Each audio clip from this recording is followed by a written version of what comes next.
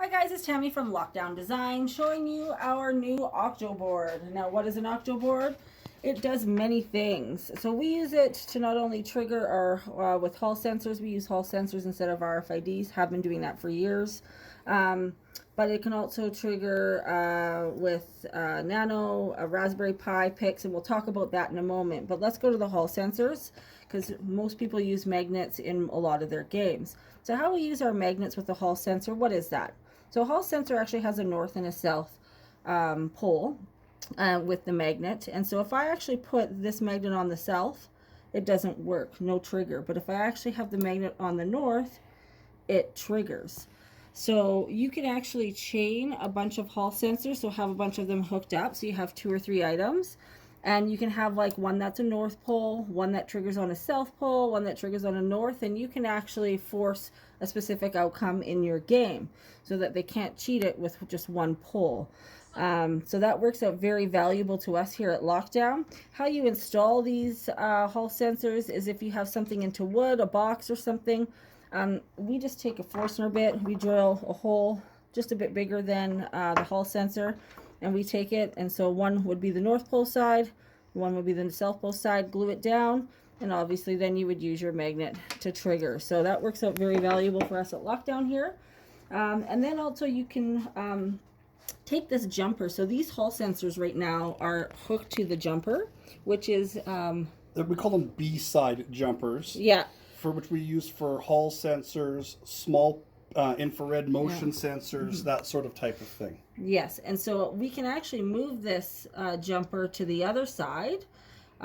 Just pick it up and move it. And now we can actually use Nanos, Raspberry Pis, Pixes, industrial light sensors. PLC controllers, anything that'll output between 2 and 12 volts. Yeah, so, and then what happens is when it triggers one of these items, a light will come on. You can actually trigger multiple items. So James is just going to show you how you could use a quick jumper to trigger multiple items. I'm just going to hook number 7 and number 8 together. And then you can have multiple outputs where you have one as a TV, one as maybe your lights, one as your mag lock. And now that will trigger all of those at the same time. Super simple.